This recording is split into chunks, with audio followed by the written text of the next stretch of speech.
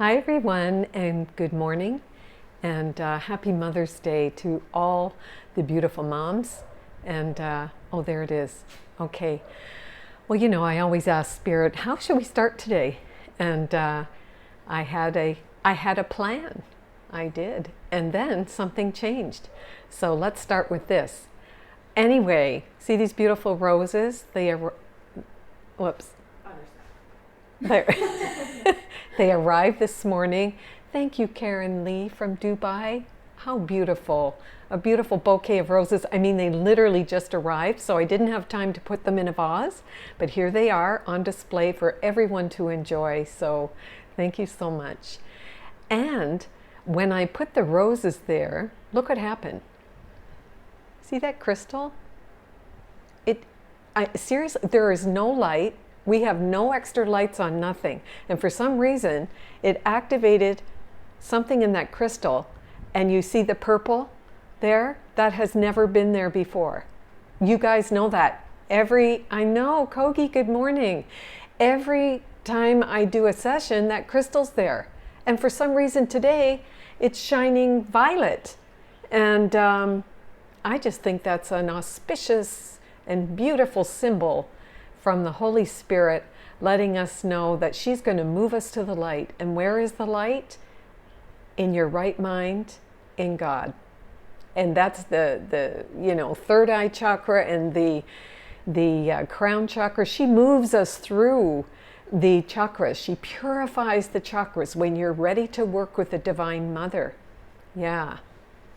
Sometimes she doesn't really pay attention to you because you're just existing in her creation, right? The beautiful 5 elements: earth, water, fire, air, ether.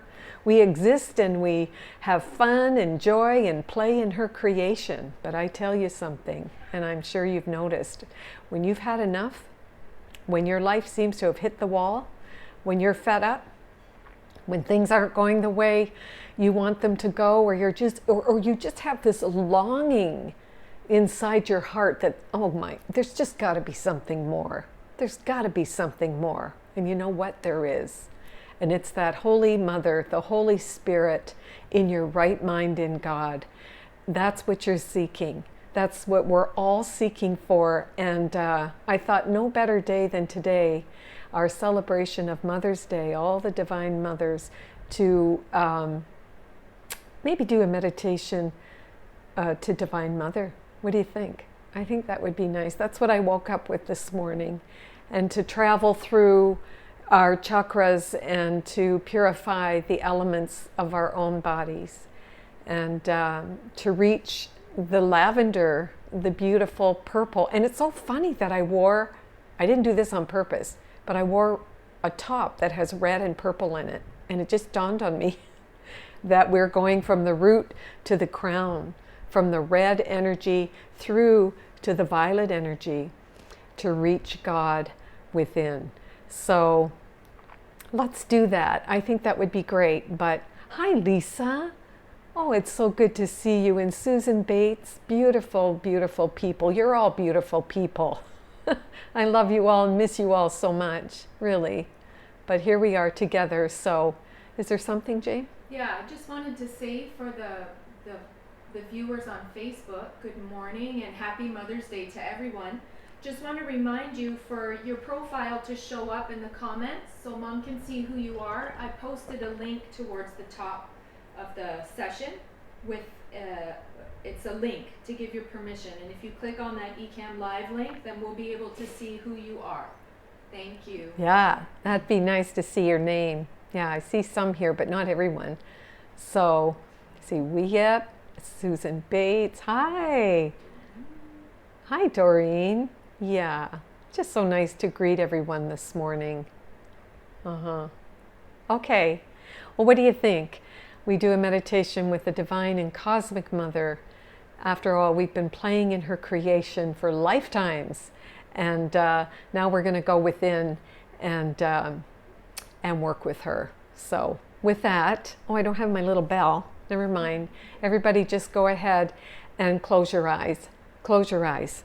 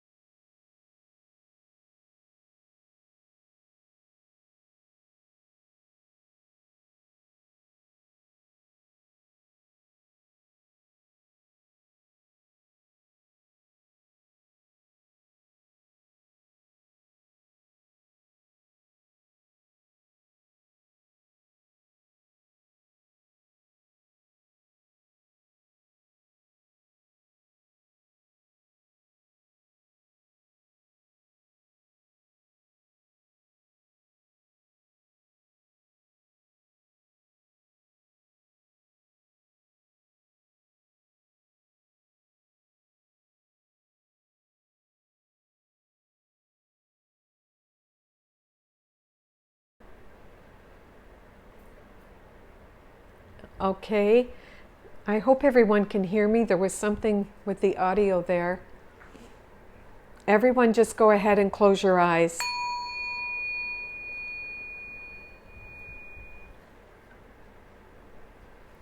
With your eyes closed, just relax and calm down. We need to calm down because we're swimming in a vibration of negative energy, it seems, especially now in these times. And we need to get out of our mind and start working with heart energy. So relax here, calm down, and breathe in love.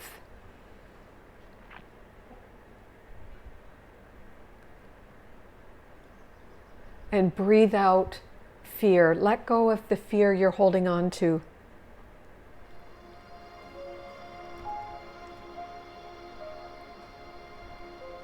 Breathing in love and breathing out all of these negative vibrations. Relaxing and resting in the mother's love.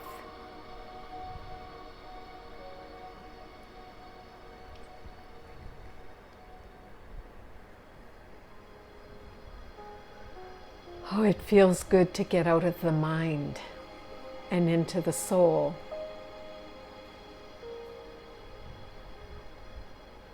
Just calming that mind down, emptying the mind.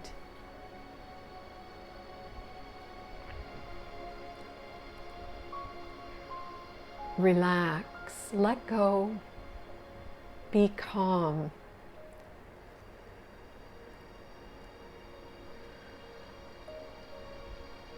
The only solution in these times is the mother. The mother is a divine cosmic force. She is going to change your human ways, your human consciousness, into the sacred and divine consciousness. She will do that through you. Surrender to the mother and receive her grace as you breathe in love.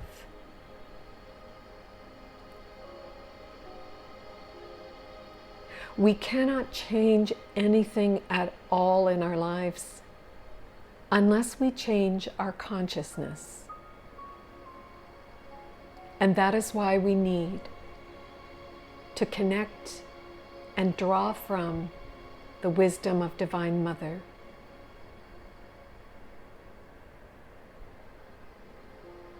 She is the highest creative consciousness. She is Shakti.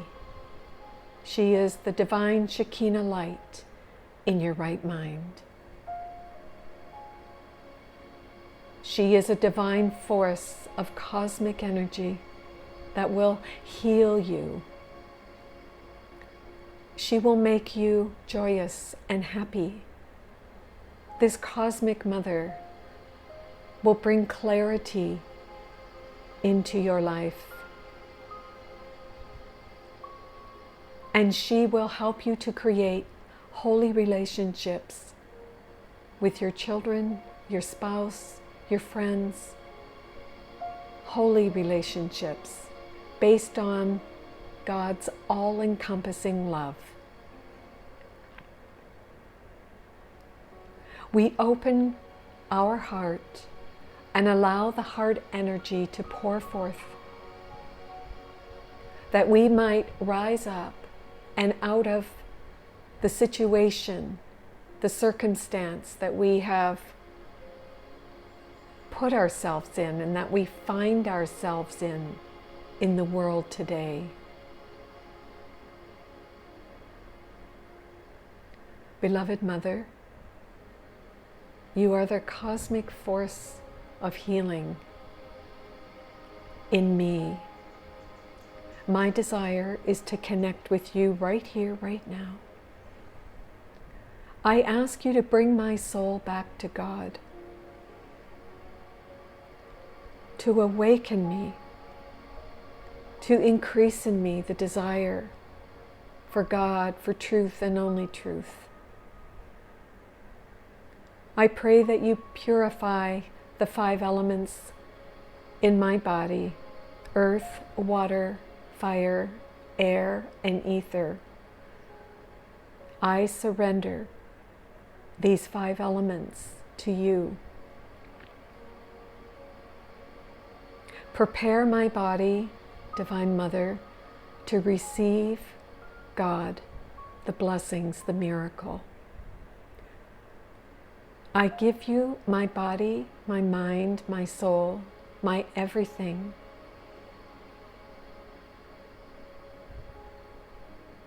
I give up and let go of slave consciousness. I have depended on so many things outside of me: governments, systems, people, those I've placed on a pedestal. I have given my power away. But now, right here on this beautiful Mother's Day, where I celebrate the Divine Mother in my right mind, in God, I know that you are my only hope of salvation. I put slavery to rest and I turn toward you.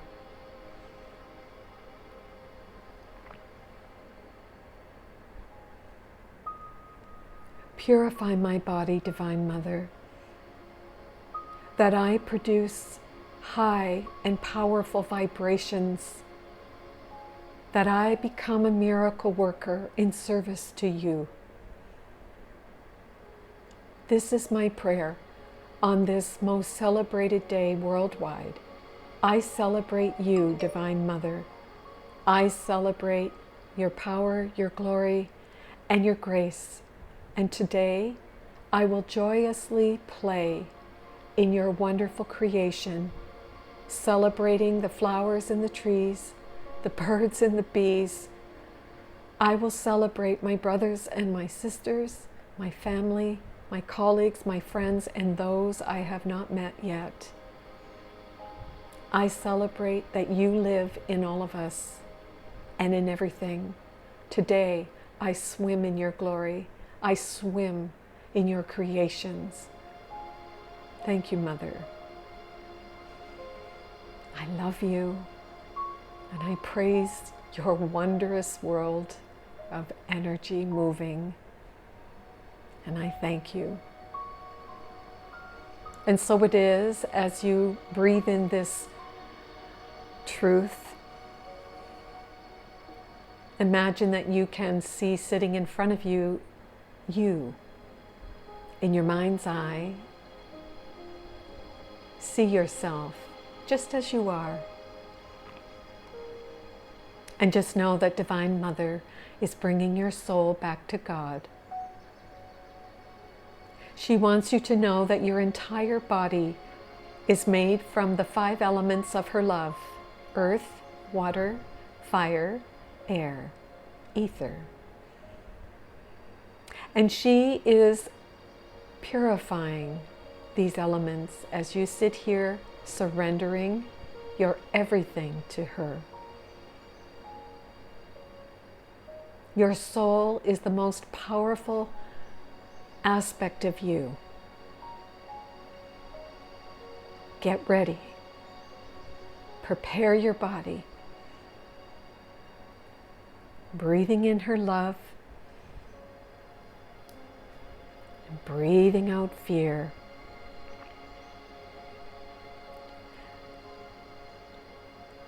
Your body, the flesh on your body, the muscles are held in place by the skeletal body, the bones,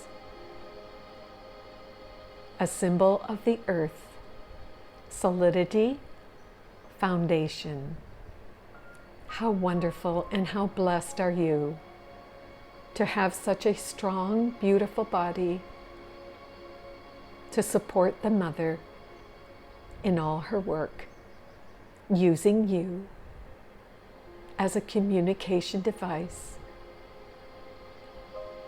as a miracle worker.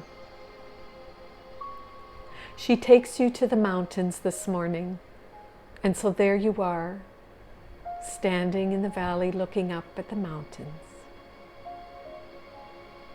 The snow-peaked mountains. You can see trees and the blue sky above.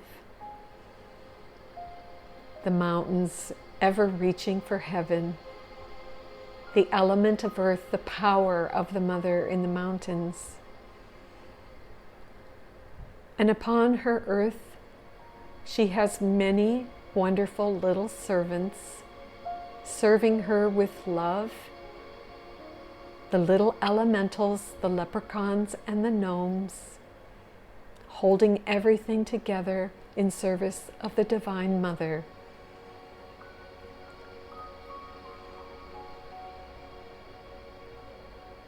Put a smile on your face as you give thanks and love and praise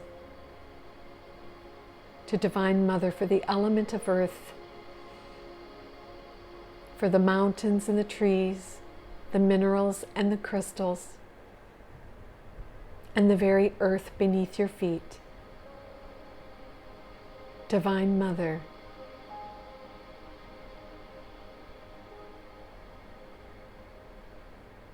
this is your root chakra, earth. This is where you hold unconscious blocks. Today, in celebration of the Mother, say to yourself, Mother, I ask you to bring all my unconscious blocks into awareness in exchange for the miracle. Change my perception of myself.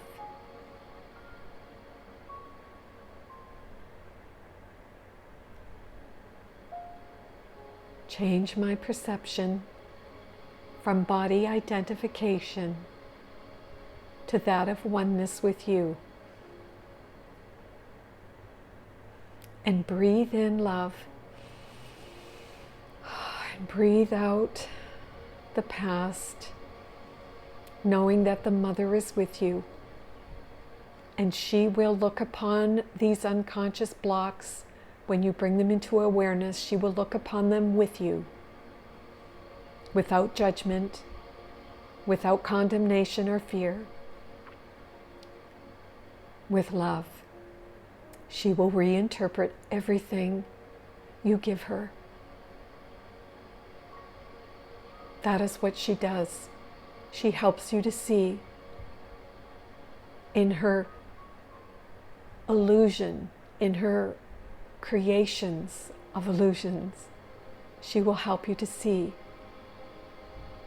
truth. Thank you, Mother.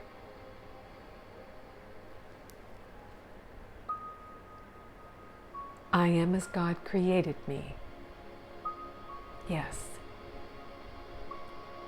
And in my willingness, Mother comes. In my willingness, Mother comes to me. She works with me.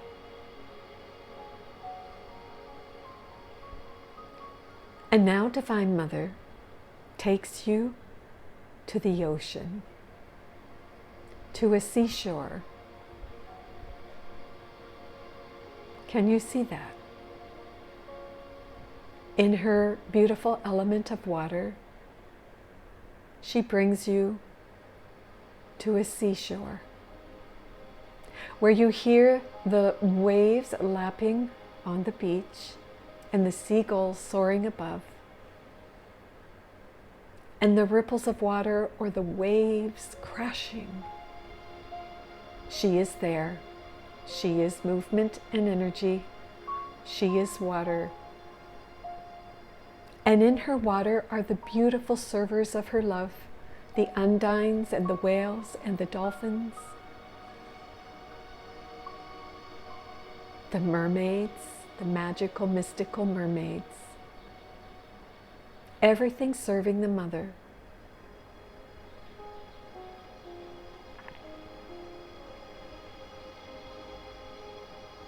She brings you to a waterfall. See that. Surrounded by a forest and stones and cobalt blue butterflies. And you stand in the waterfall of her love. And it pours over your crown chakra, purifying you of unhealthy emotions,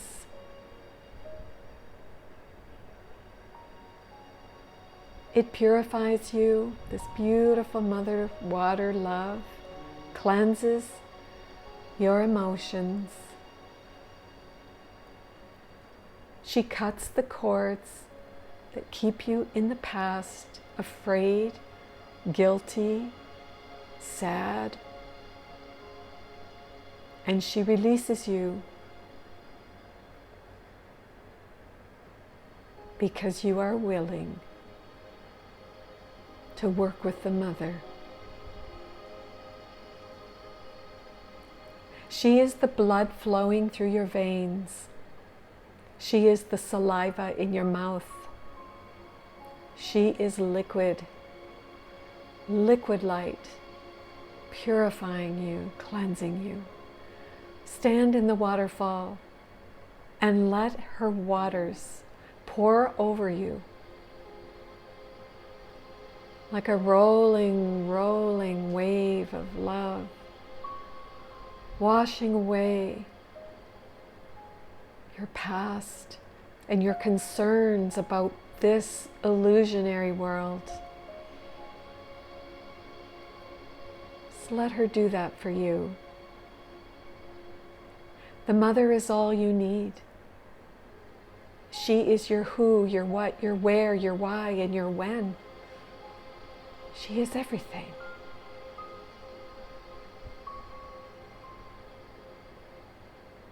And in your body, she is, in the chakra system, the sacral chakra, the beautiful color of orange,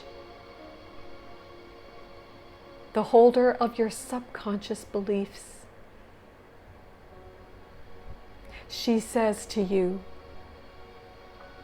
I will undo all your beliefs.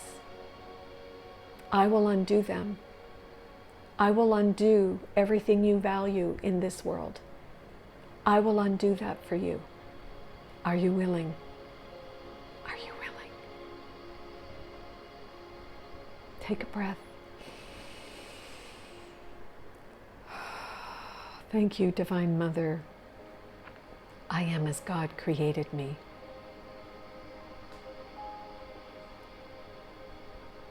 Divine Mother brings you to a bonfire at night.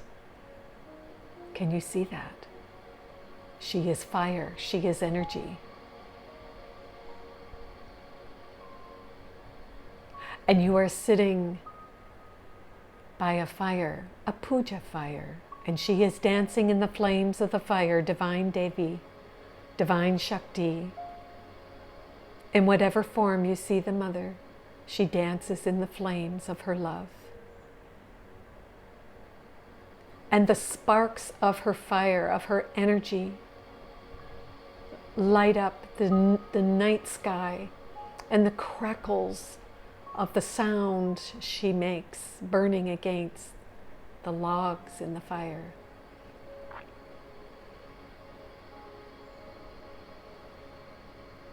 She is warmth. She is heat. She is energy.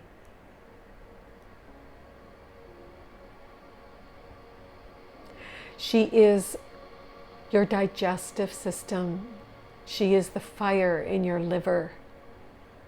She moves energy through your body.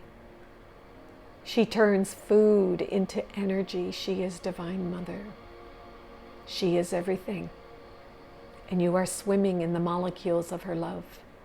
You are playing in the molecules of her creation. Even though it's an illusory creation,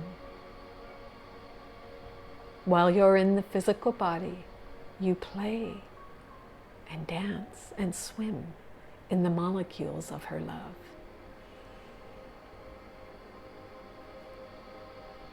Thank you, Mother. Take a breath here. Thank you, Divine and Cosmic Mother. I am as God created me. And now, Divine Mother, in her love, on this special day, takes you to a rose garden. Can you see it?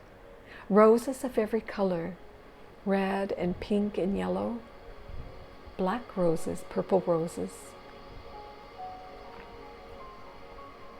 And as you're walking through the garden, you are enjoying the fragrance of the many varieties of roses. She puts her fragrance in the molecules of love, in a soft breeze of air, the element of air. And you have a burst of gratitude within your heart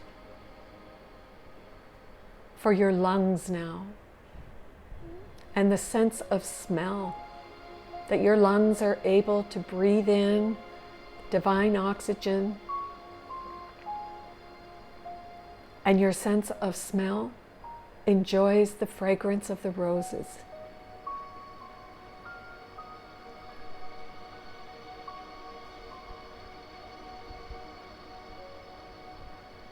And as we have moved from the element of fire at the solar plexus, the sun, the energy, the radiance of that solar plexus, we have moved into the heart, air,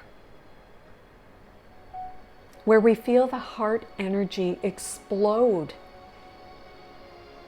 It explodes in a radiant love for our brothers and sisters, because we are in a divine and holy union with a Divine Mother. That is how we love everyone.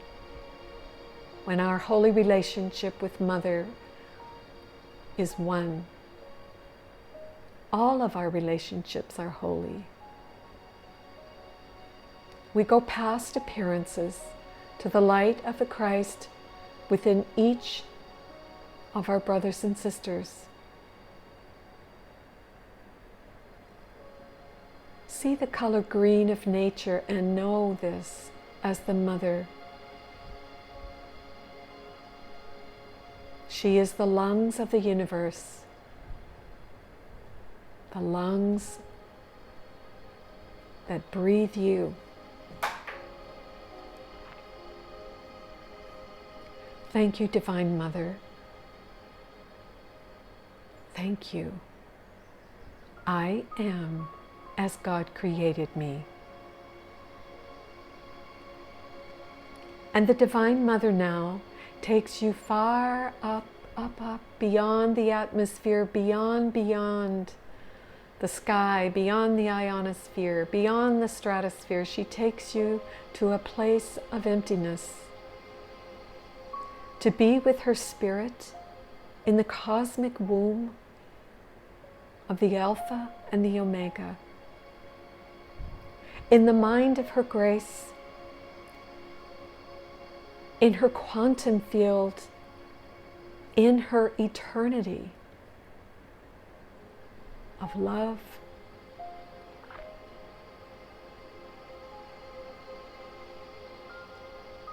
You're breathing in, floating in the quantum field of the Mother, in the cosmic womb of her holy emptiness, holy emptiness.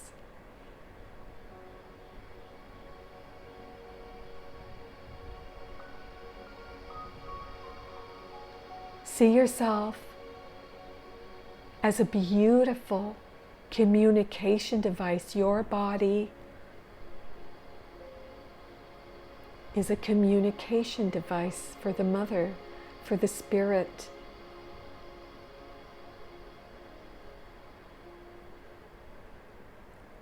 She takes you to the throat chakra, to the beautiful turquoise, Om sound, sacred vibrations, where you have given your voice, your words over to the mother. For you are a channel of her wisdom, whether you are a female or a male, doesn't matter. You are a channel of her grace.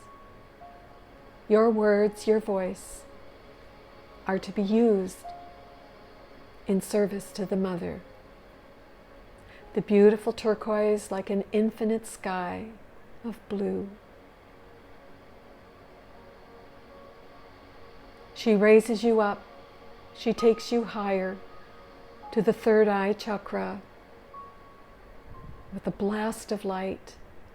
She shows you that you are everything. Everything. You are what God created, nothing less. She moves you through the crown, the violet, where you meet with the beloved, the Creator, oneness, you, your Christ consciousness. It is through the mother.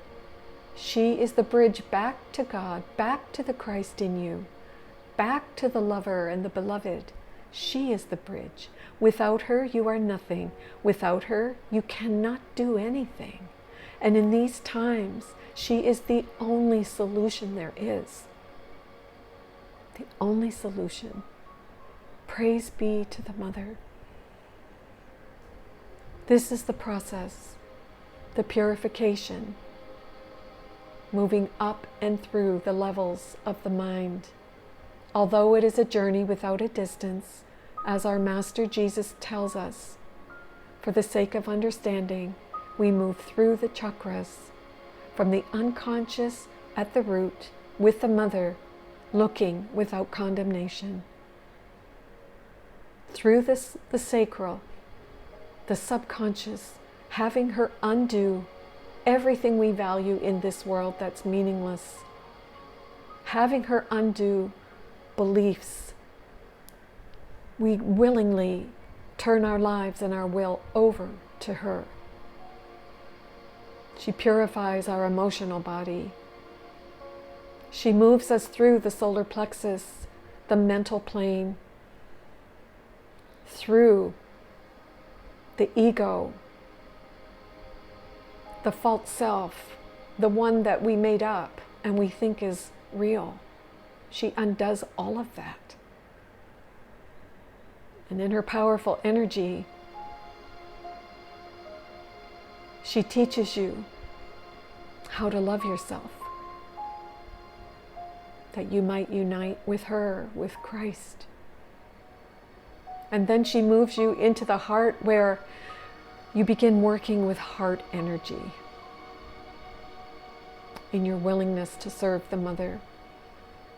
The heart becomes so open and so profoundly effective. You just can't even contain the love. You just have to give it away. You have to share it. You are so filled. You have been open to receive the love of the mother. And you give it back. It's an ever-flowing giving and receiving and receiving and giving. She has moved you into fifth dimensional consciousness at the throat chakra, and every word you speak adds on to love. It does not diminish love. It adds on. And you recognize that if it's not adding on, you have nothing to say. Because you are here to serve the divine. You are here to serve the beloved. In you, as you. And she moves you up to the third eye, where you have been granted Christ's vision. The veil has been lifted, and you see with direct, with revelatory experiences of God in you, of Christ in you. You've gone past all appearances from the body's eyes, and all you see is light. And at the crown chakra, the beautiful violet, you are walking with lotus beneath your feet. You are sitting on a lotus in perfect oneness with your Christ self. The Mother has brought you home. The Mother did it. The Spirit in your right mind in you, the Holy and Divine Mother, the cosmic force in service to God. You are now a bodhisattva. You, beautiful you, a bodhisattva. Thank you, God. Take a breath here. I am as God created me. This is what's true, and nothing else is true. Thank you, God. Just sit here for a moment and bathe in these beautiful molecules of the Mother's love inside of you and outside of you, for they're one and the same. With a smile on your heart and on your face for the gift and celebration of Divine Mother's Day.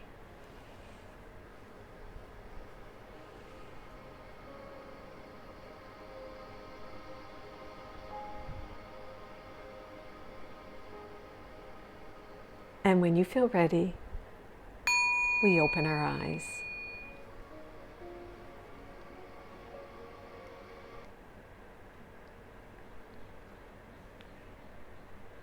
Hi everyone, and welcome back from your wonderful adventure with the Divine and Cosmic Mother. I hope you were able to see the waterfall and the water pouring down over your crown chakra, purifying you, and to see the mountains and to know the mountains as the Mother.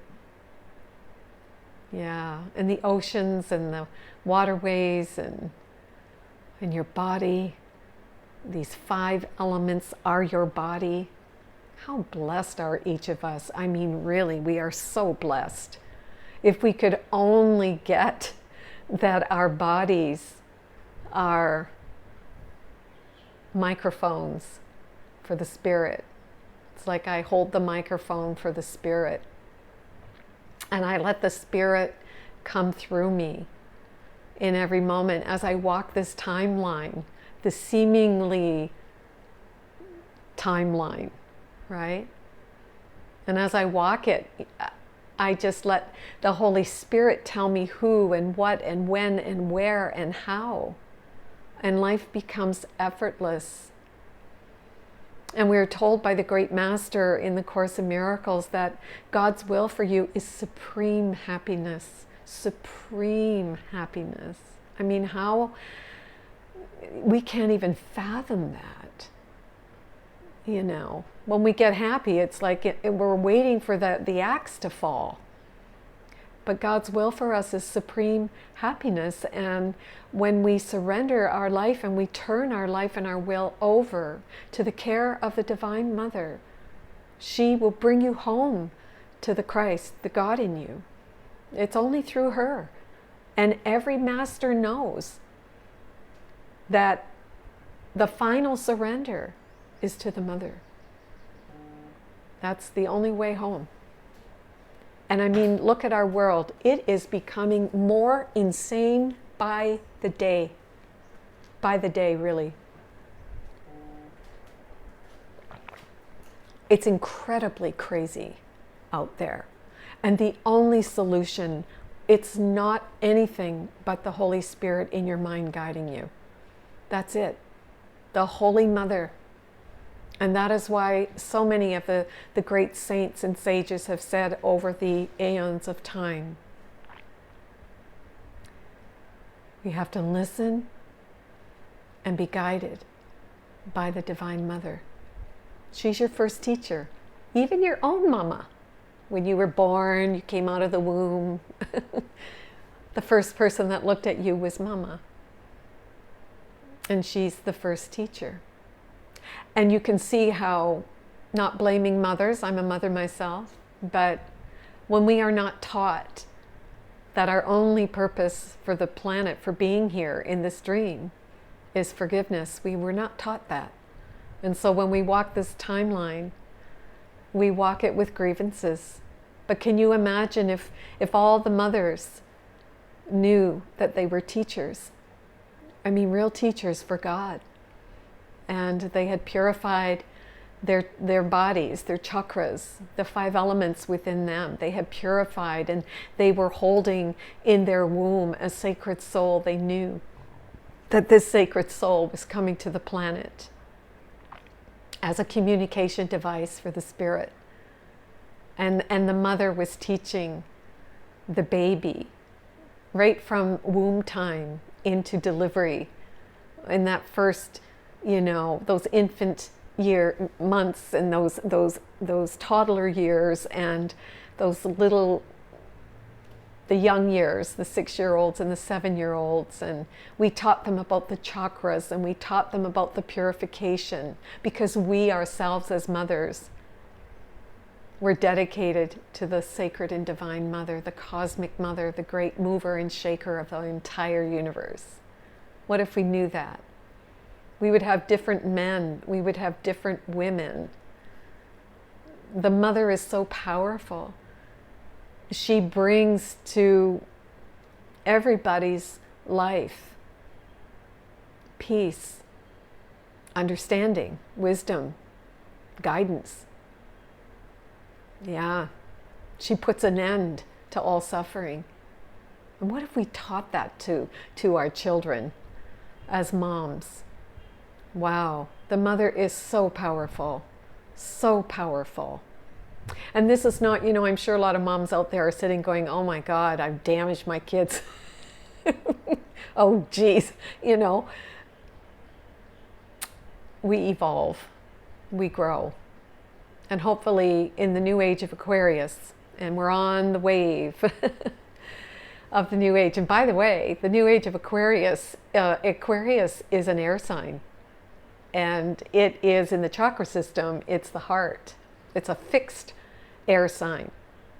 And I've talked about the solar feminine, like the segments and the Durga and Mother Kali and the strong fire goddesses that destroy the illusions in you. Right? And we see today in this chaos on our planet, we see things moving through the air, like so-called viruses and electromagnetic waves coming from our cell phones and cell towers. This is the age of air. Things will move on the air.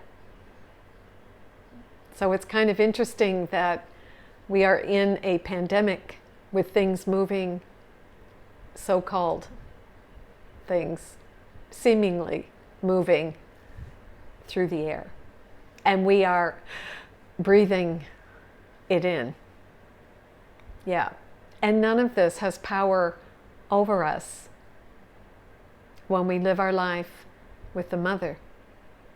She will guide you and tell you and teach you and love you and hold you and protect you and slap you in a way that awakens you to her grace. A cosmic slap. Have you had a cosmic slap in your life? And when the mother comes into your life, she comes because you're tired of what you're facing every day. You're tired of yourself. Have you ever been tired of yourself? Sick of yourself? Have you ever said, I'm so sick of myself, I'm so tired of whining, I'm so sick of complaining? The mother loves that. She rubs her hands together and says, oh, I'll come into your life now. She leaves you alone because you're dancing in her illusion. She leaves you alone because you're playing with the five senses in her creation. So she kind of stands by and leaves you until you're sick and tired of being sick and tired. And then, bang, she comes into your life. And when she comes into your life, hopefully you hold on to her and ask her, help me, guide me, teach me. Yes, help me, guide me, teach me. Wow. I remember the mother coming to me in Egypt many, many years ago, more than 2 decades ago, it seems. Yeah. She came to me in a very powerful way. Yes. And I think I've shared this with you before, but it seems pertinent to bring it up again here. She appeared in the form of goddess Isis and goddess Hathor and placed upon my crown chakra a solar disc, a ball, a sun, and said, Deanna, swallow the sun. Bring the light in. Let the light come in. Yes. And say yes. Say yes. And I said yes. Yes to what?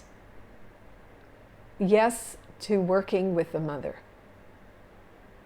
Which can be painful because the mother will undo everything you value in this world. I mean, seriously, look at everything you cherish. In other words, attached to. Our beautiful Buddha said it that way. Your attachments, everything you cherish. Right? You have so many things in your life that you cherish and that you think you can't live without. It's this external seeking, this external attachments. And you know, if you're honest with yourself, you can say, they never brought me peace. These things you cherish so much, so deeply, have they really brought you peace? No. No. Because nothing ultimately in the external world will bring you peace. And so the Divine Mother says, listen, if you give me all these things that you cherish, I will give you the miracle. And the miracle is detachment, loving detachment, and divine compassion. And I'll be there with you, and you will walk this timeline in supreme happiness with God in your right mind, in you as the Christ. I'll do that for you if you willingly turn your life and your will over to me. Otherwise, I'll just let you continue to play in my creation. It's an illusion, but you can play, but you will get tired. You will get tired. You know, like seeking in this world and finding special relationships, let's say. We think the partner, you know, it's so special. This partner is going to fill me up, and this partner that I find are my kids. I have these special relationships with my kids, and they're the ones that are going to make me happy, and they're the ones that are going to fulfill my dreams or carry on my legacy. All these illusions, all these things that we cherish that are meaningless, really. The mother will undo everything you value. She'll undo everything, absolutely everything. And you know, I think that's another level, isn't it? Because we're so afraid, really, to turn our life and our will over completely. Because if you're honest, there are things you cherish in the world that you're afraid to let go of. Money, or maybe you're the best CEO in your company. Maybe you pride yourself in being the kindest person ever, or the most compassionate, or maybe you just think that you're so, the role that you play in whatever field you're in, that no one can do it like you, and so you really cherish it, and it's like, I can't let go of that. Oh my God. Do you know what I'm saying? And yet you must if you want supreme happiness. How about to walk the timeline with no attachments, and you cherish nothing, but you love everything. That's different. You just love and accept everything as it is, and you're so guided. Who, what, where, why, and when. The 5 W's. Who, what, where, why, and when. And how. A lot of an H in there. All coming to you from Mother, guiding you every step of the way. You won't have to know how to navigate through this pandemic. No, you won't.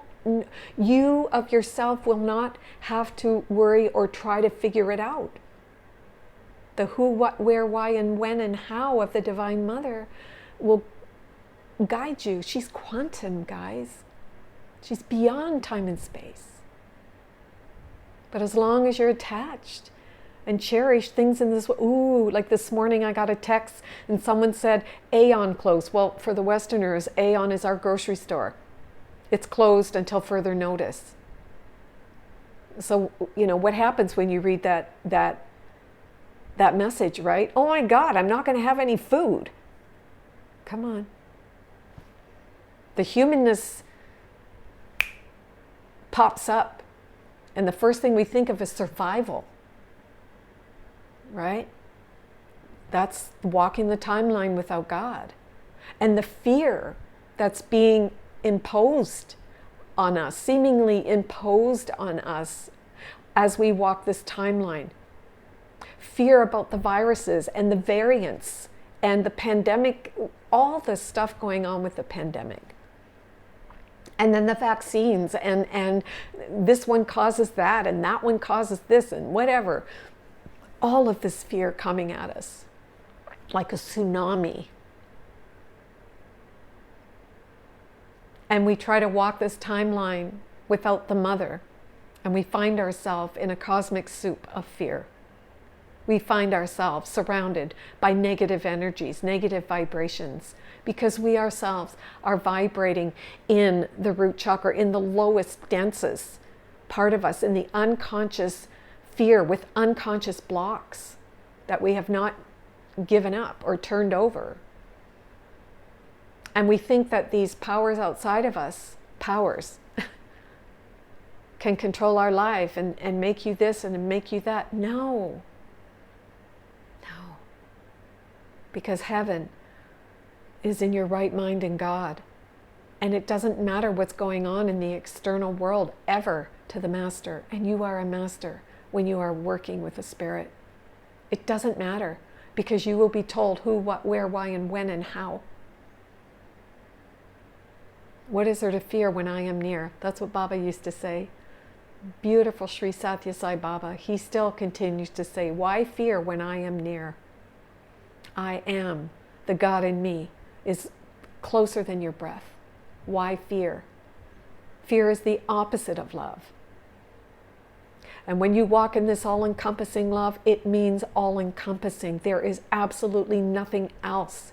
And then listen, if you're facing anything right now, if you're facing an illness, if you're facing a money crisis, if you're facing whatever it is, shortage, lack, scarcity, whatever fear that you're facing, stop. Look that fear right in the face and say, you have no power over me. None. Take the focus off the body. If you're sick, take the focus off the body. Do what you have to do. Take your Panadol, do what you have to do. But take all the focus off the body. And focus on the love inside of you. And what is love? Joy. Okay, what could you do? Watch a funny movie. Turn on music and dance. Do the opposite of what fear is telling you. Fear is telling you you're going to die. Fear is telling you, oh my God, you're going to get the vaccine and croak. Fear is telling you that you're going to this, you're going to that. It's fear talking. Love is silent. And you can only access that love by being silent, by going within and listening to the voice of who, what, where, why, and how. She'll speak to you. The Divine Mother. There is no fear in that. None. And when you take the focus off the body, you may have symptom relief if you're sick. I've had that experience. Have you? And continue to have that experience as I practice working with the Mother. The minute you focus on the body, on whatever ailment you might have, whether it's a physical ailment, a psychological, an emotional, whatever pain or suffering or misery that you are facing, take the focus off of it. Take the focus off of that illness, that sickness. Take the focus off that emotional distress. Take the focus off of it. Let it come up. Take the focus off of it. And go and do something else. Shift the energy. And you will be given a miracle. That is how you can heal yourself. The symptom may be completely gone. Completely gone. By taking the focus off of it. Because the first thing we do when there's any kind of a pain, suffering, misery, is look externally. The first thing you reach for when you're sick is the painkiller. The first thing you do. But what if you went within and the first thing you reached for is the mother? Mother, mama, help me. I'm willing to work with you. I'm willing to see myself differently here. And see, she left you alone. She let you play in her creation, in the illusion, and you got to make up pain. You got to make up a virus. You got to make up vaccines. You made up all these things in your made-up world from your made-up self. Right? Put the veil down. Look through life through the ego's filter of fear. And you stay there and play in her creations. Earth, water, fire, air, ether. You play in her creations until you can't stand it anymore. Till you're so sick and tired or desperate. And she comes to the rescue in a New York second the minute you say, I need help. I'm giving you all of this in exchange for whatever you think I should be, do, or have. Whatever you think, mother. I know nothing. Say that to the mother. I know nothing. You think you know everything about, I'm just talking pandemic because that's all I hear about. Pandemic, vaccines, this, that, and the other thing. You think you know everything about what you should do, and what you should take, and if you should this, and if... And the mother says, listen to me and I will guide you and tell you what is best for you.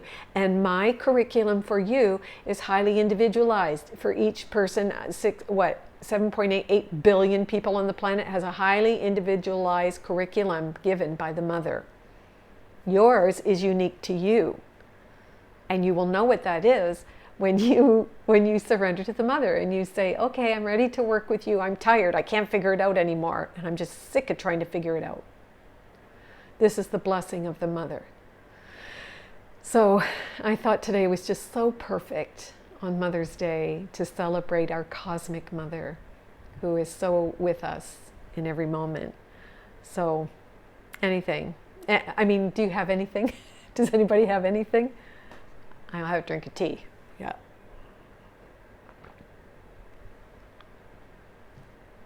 Yeah. Anybody? Yeah. Well, our lesson is so fitting too, which I'm going to go to now. It's lesson 68. Love holds no grievances. Yep. If you have a grievance, then your love is special love.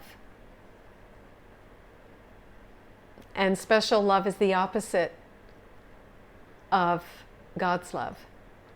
Special love is very conditional. Yeah. So, love holds no grievances, which means there's no judgments or condemnation. You look at yourself, and you're not condemning yourself anymore. When we walk that timeline, oh my gosh, from birth to seeming death, we're on this linear timeline of past and future. And on that timeline, when the veil is down over our eyes and we're seeing through the ego's filter, we're full of grievances.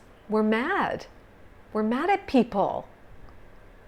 We're resentful. We have a plan for everybody's life. And our values are insane. We value things that we don't want. Because what you value brings pain. Why would you want that? Think of the things you value and cherish. Like I said earlier, does anything, family members, children, well, that's a family member, your car, your house, your money, your bank account, your job, the role you play. These are all things you really cherish. Ooh, you're the best at your sports. How about that for all the guys out there? You're the best tennis player. You're the best golfer, and you're so competitive and all of that. These are all the things you value, which are meaningless and cause pain, right? I said here in the write-up, holding grievances or judgments preserves the made-up me. That's how you keep the false self in place. It preserves the false self. Every judgment that you hold against yourself, you project onto others. Every self-blame, self-condemnation, every negative treatment toward yourself is what keeps the false self in place, the made-up me. But nobody told you that, right? When you were a child, no one said, honey, your only purpose for being born is to forgive the dream. Did your mom say that to you? Honey, your only purpose for being in this body is supreme happiness. That's why you're here. I know. So then, when you preserve the made-up me, that keeps God away. Boom. It's all about me.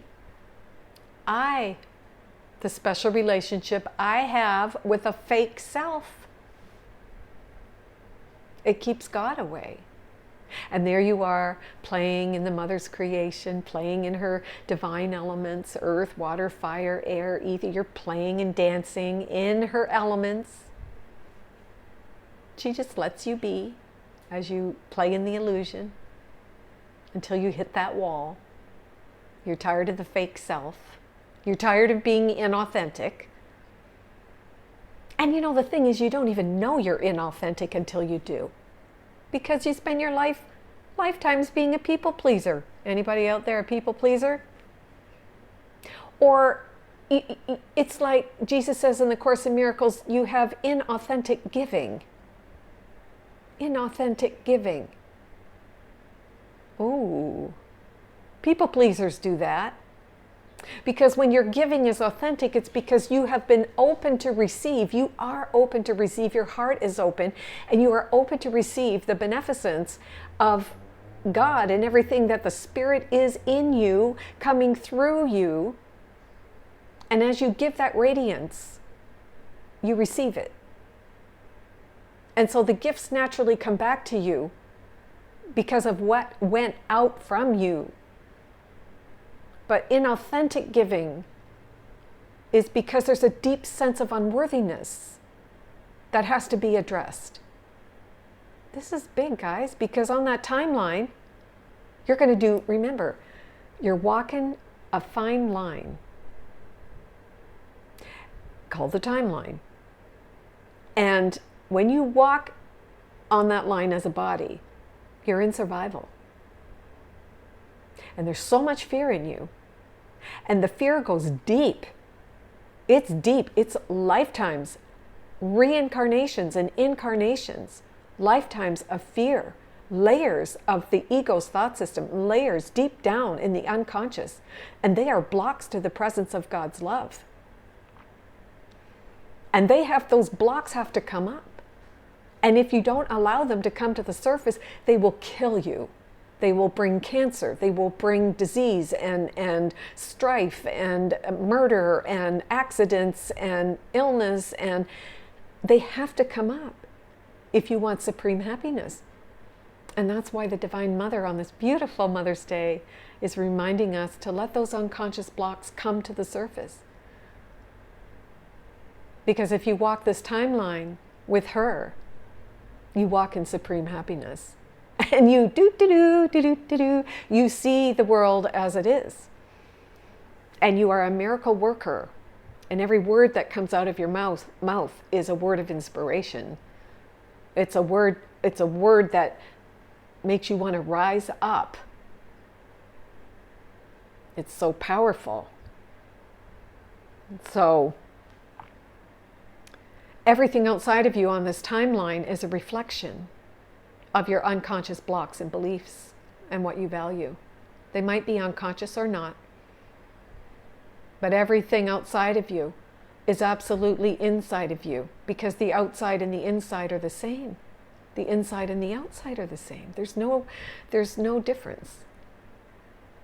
You're either in love, standing in love, for love, or you're not.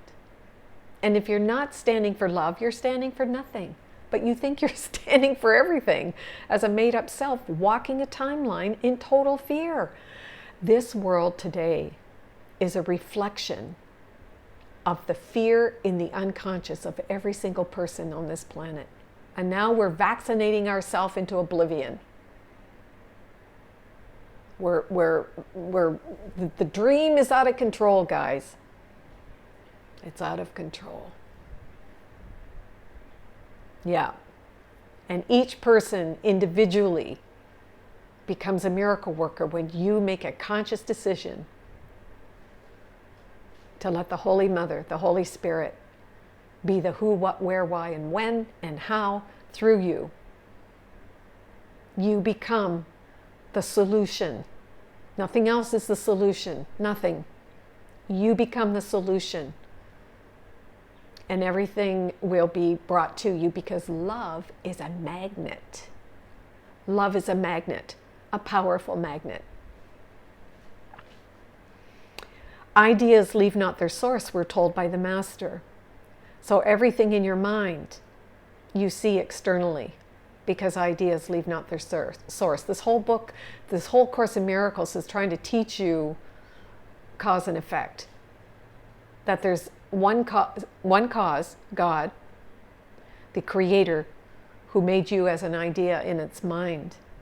And when you decide to make yourself up into a made-up self, into a fake self, then everything you project, you'll see externally, seemingly, right? In the illusion. It's still an illusion, but you see it.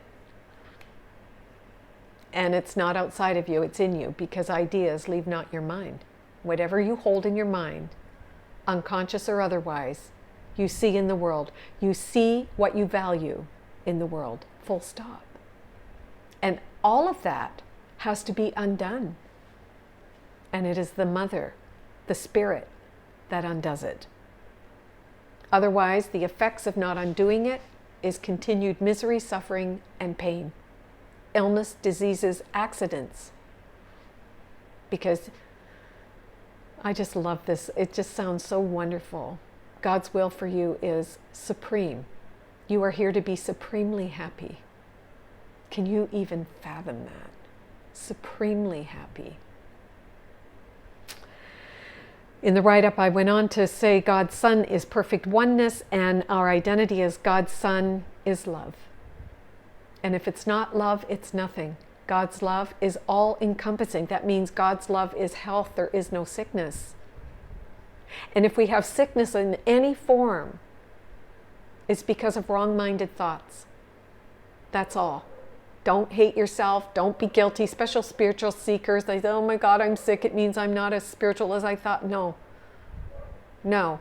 It's an opportunity. It's an incentive to go inside and ask yourself, what judgmental thoughts do I need to release, forgive, give to the Mother?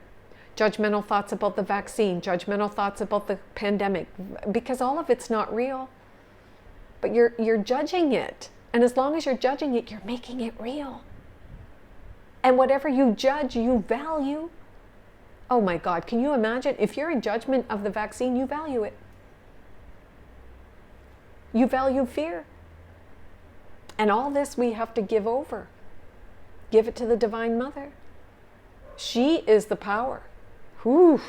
She is a force to be reckoned with, let me tell you. Okay?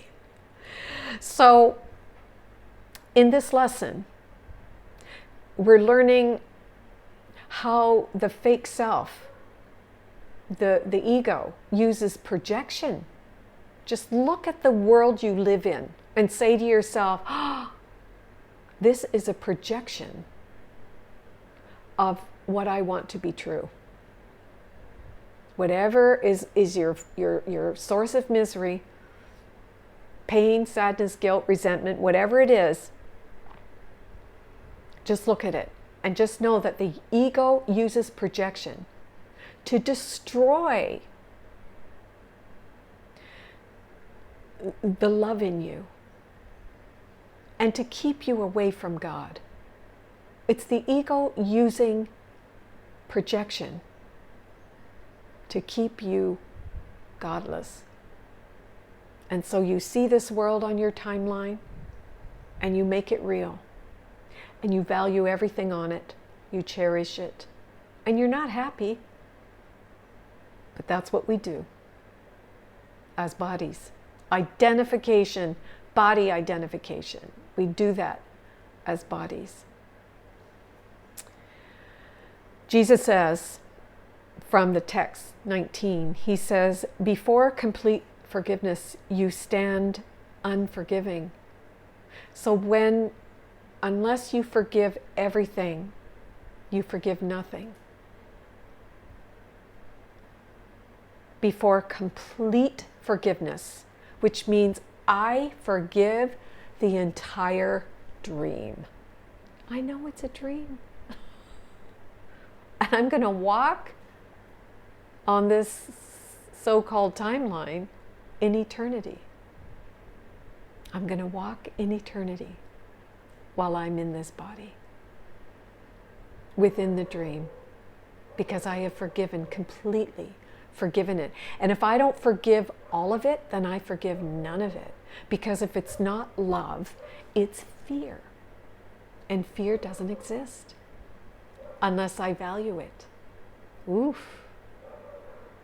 Jesus says, you are afraid of God because you fear your brother. And what your brother shows up as in your life is who you be in your consciousness, right? Who that person is to you in your special relationship, that you blame him. No, he's your salvation. He's just an outpicturing of an inward condition, of a consciousness that's rooted in fear. And Jesus says, when you're afraid of your brother, when you blame him, you're afraid of him, and now you're going to be afraid of God. More deeply afraid of God. Those you don't forgive, you fear, because you're always afraid of yourself.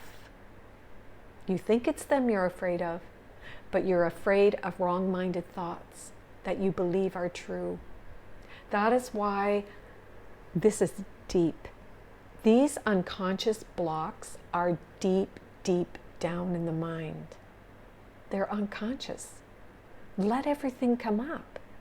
If you're triggered by anything or anyone, it's an unconscious block coming to the surface to be given over or forgiven. Jesus goes on to say, and no one reaches love with fear beside him. You can't enter the kingdom of heaven with fear. Fear is love is all encompassing. If you have a little bit of fear lingering in your aura, you don't enter the kingdom. It's either all or it's nothing.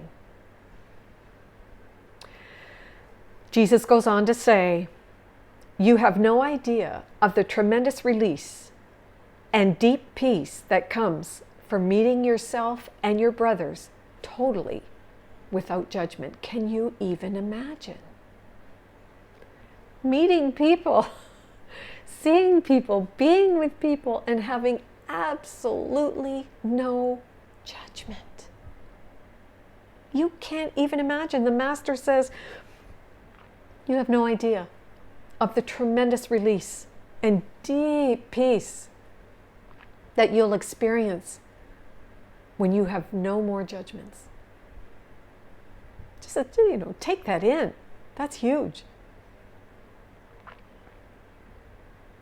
It's like, take those things that you value, take those things that you cherish, take all those judgments, take all those opinions and shine light on them. And say, have any of this brought me peace? Absolutely not. Because when you judge another, there is no other, honey. You're judging yourself, and now you're in pain and misery and suffering. It may not come immediately, but it comes. And it's coming faster these days because of the celestial speed up. As you give, you get. Whatever you put out will come back to you. Jesus says, pull the beam out of your own eye before looking at the speck in your brother's eye. You have a beam in yours. Wow. All right. So lesson 68 says, love holds no grievances. If you're grieving, even that, sorry guys, we have to grieve. We let it come up. But love has no grievances. If it's not love, if it's not peace, it's fear. Wow. You who were created by love itself can hold no grievances and know yourself. And again, it's just that. I am what God created. I am an idea in the mind of God. That's all I am. And that's not all, that's everything. So I could have absolutely no grievances in that. But if I have grievances, I will never know myself with a capital S. And the first step in self-love is letting go of judgments. No more judgments. I'm not going to blame myself or condemn myself for my past, this timeline. That past, I'm not going there. Remember, the purpose of the ego's thought system, is to ensure that you never know your real self, your true and high self. It will do whatever it takes to ensure that you never wake up in God. And just think of all the ways that sneaky little trickster goes around pulling the veil over the wool over your eyes, making you believe otherwise. Okay, next. To hold a grievance is to see yourself as a body. To hold a grievance is to see yourself as a body. The minute you identify with the body, you have separated from love. Identify with the body. In other words, I am the body. No, the body is the vehicle, the car by which I carry the spirit of love around. The body is a communication device. It uses my eyes to see the glory in the world. Yeah. It uses my words to inspire and to lift others higher. Right? But the minute I separate from love, I identify with the body, now I have a special hate relationship with myself, which I will project onto you. I hate myself. Very deep. Because I believe that I've separated from God. And I hate myself for that. Oh my God, I feel so guilty. I feel so bad. Oh geez. And God's going to punish me. God's going to get me. I better hide my guilt. I better hide these nasty thoughts. I need a scapegoat. Let me throw them on you. So I get someone in the world to agree with me. That's what you have in special relationships. Special relationships are two people that come together with the same agreement. which is betrayal, conflict, sadness, hurt. You got any special relationships in your life? They're based on conflict. They're based on your opinion is stupid and mine is right. I win, you lose. Special relationships. That's because you have a special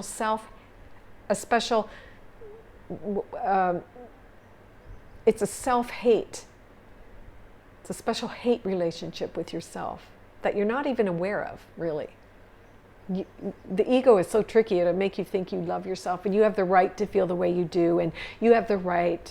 Special hate relationships covered over with this, it's my right. And then the person you're with also has their special hate relationship with themselves. They are right. And the two come together. We call that love, which is human love, which is so painful. There's betrayal in that, right? Any advice how we could identify the false self and progress? Thank you for your question. Yes, anytime you feel miserable, when you're with someone, you are with your false self. They are a mere reflection of a belief you're holding toward yourself. That's what that is.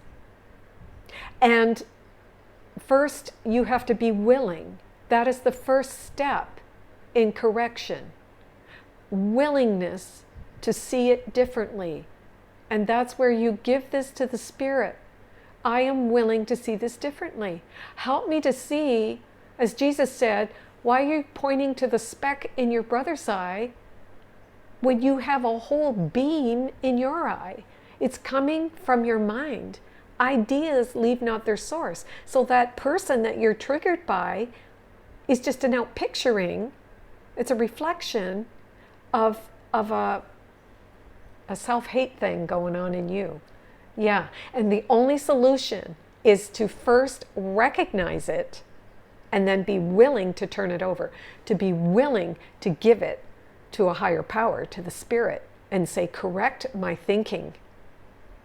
Yeah, and then you may have to do some, that's what forgiveness is, and you may have to do it on the physical, whereby you say to a person, I'm so sorry, you know what I'm saying? When you're aligned with love, it's easy to apologize for something you've done. It really is. Yeah, because God is with you. So that's how you do it. Yeah, that's how you do it. So to hold a grievance is to see yourself as a body. So you've got all these beliefs, you've got a thought system, that's the ego's thought system, that this is down, the veil, this is the ego's filter.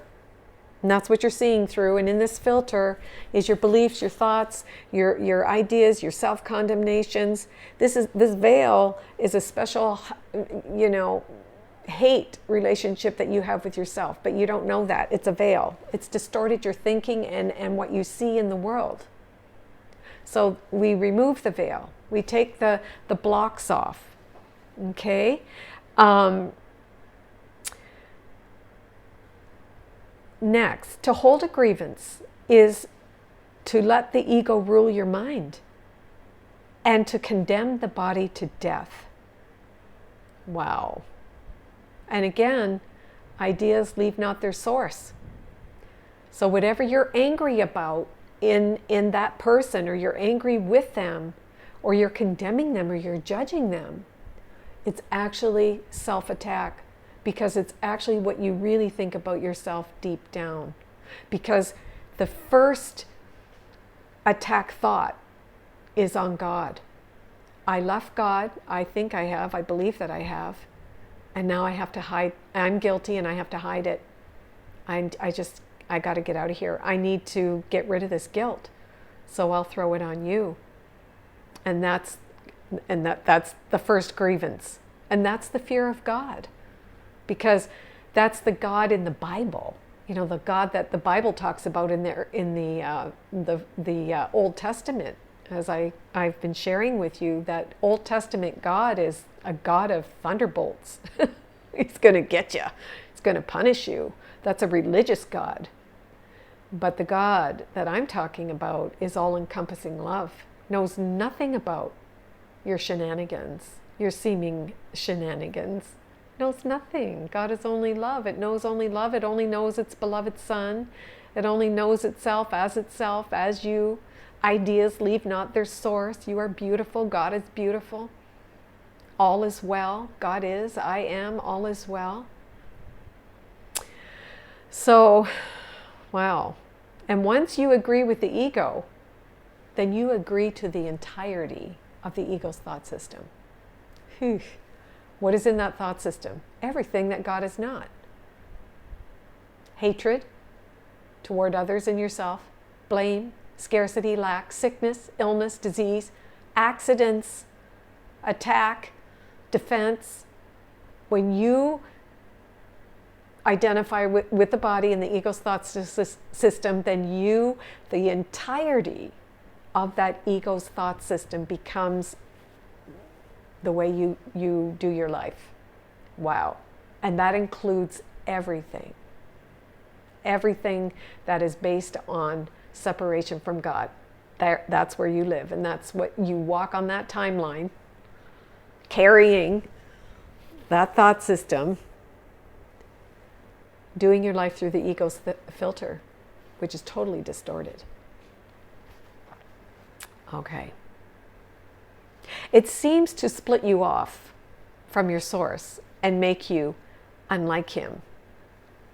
I like this because the master says it seems to split you off. Clever, right? It can't split you off because you can never be separate from God. But in the ego's mind, in your fake made-up self, it seems to separate you from God in this seemingly separate world that you live in. But nothing can separate you from God because ideas leave not their source. So love holds no grievances. Love holds nothing but itself in perfect peace and beauty, health. Oh my. Supreme happiness. Yeah. In reality, in truth, we have to know the separation never occurred. That's the real world. The separation never occurred. But once you decide to think without love, once you choose to think without love, it seems like God is distant. It seems like, love is so far away. From chapter 27, we read, "Brother, he, love, gives but life. Life is eternity. Life has no death. It's eternity. It's infinite. It's eternal forever. Yet what you see as gifts your brother offers represents the gifts you dream your father gives you." Wow.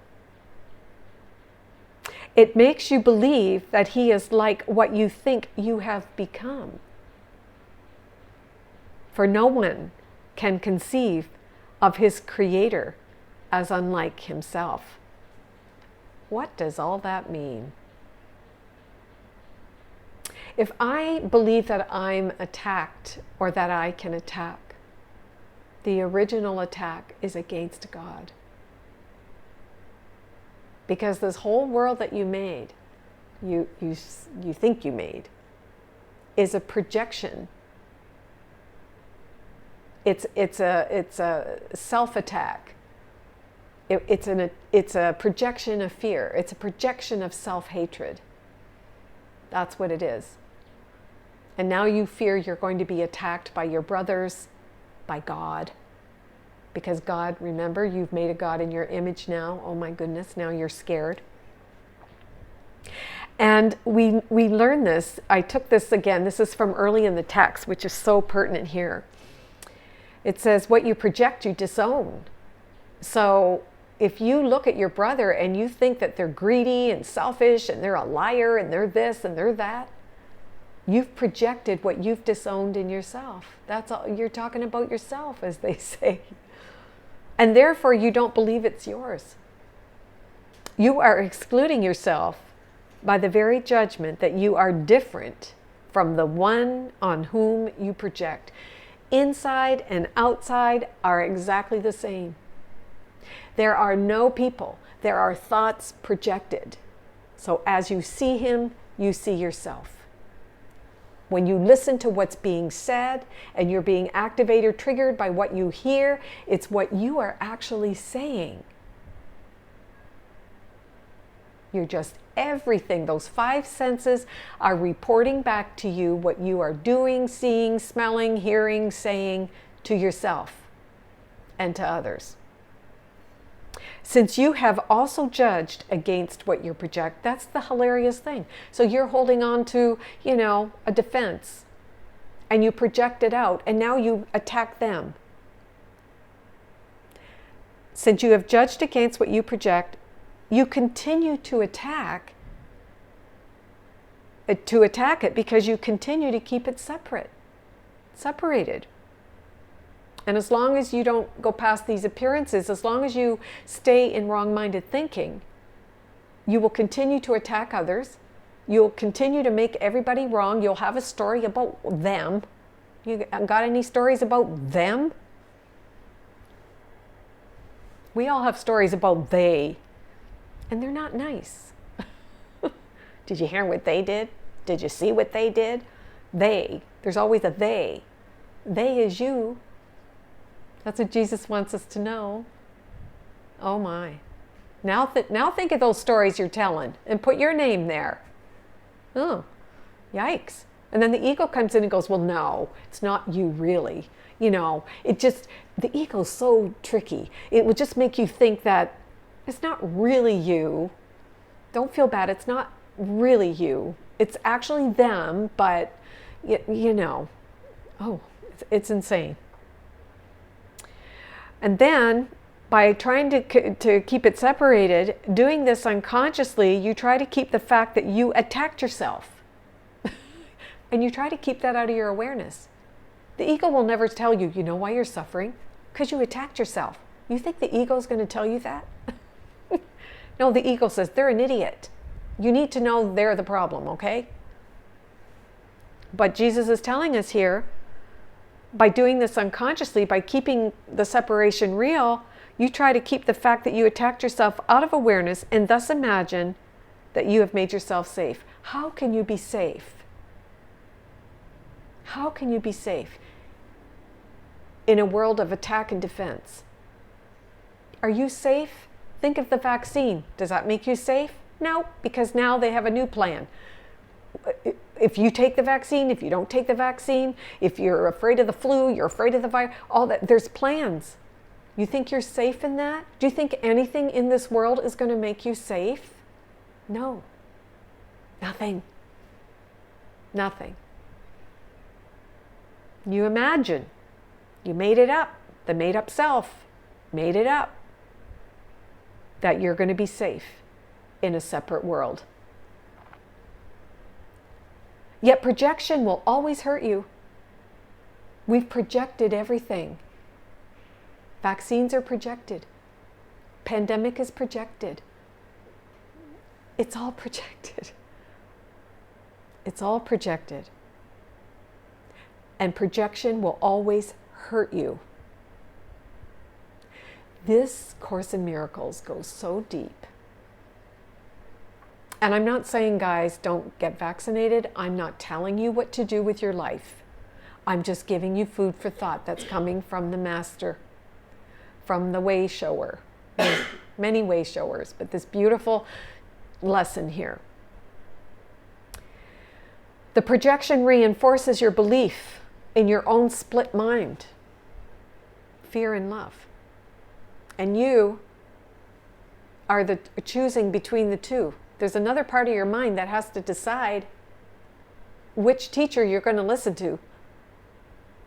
The Mother, the Divine Mother, is your safety and protection.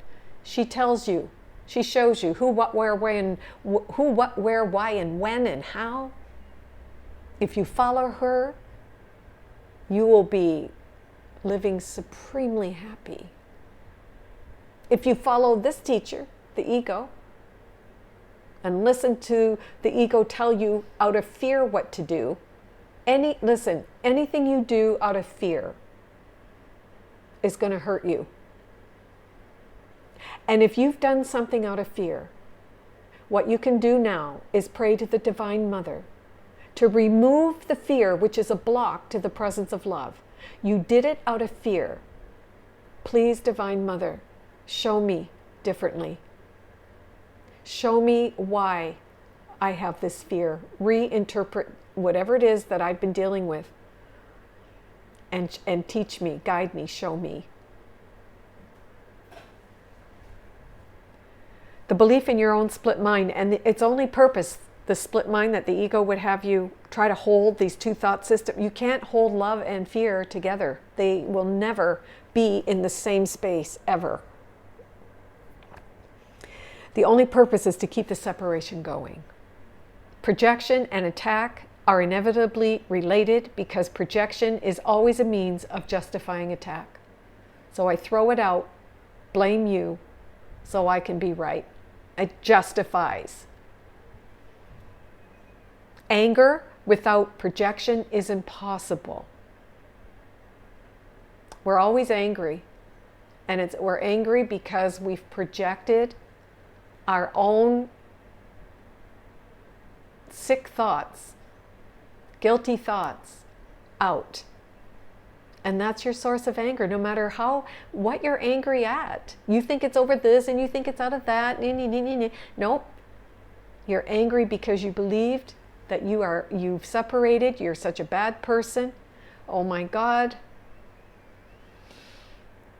And without anger, you would never project.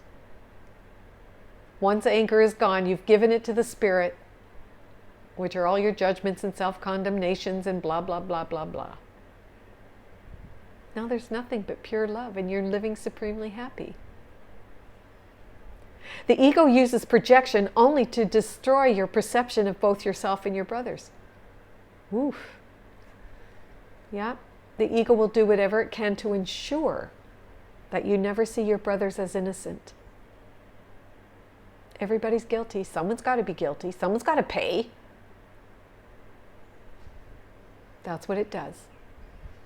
The process begins by excluding something that exists in you, but which you do not want, and leads directly to excluding you from your brothers. You know, the anger, you don't want anger. You don't want sadness. You don't want sickness. You don't want those things. But because you value the ego's thought system, you think you want those things. Just look at how you defend sickness. Ooh, it's because of this. Like my chikungunya, remember that? Ooh, it's because of the mosquito. Ooh.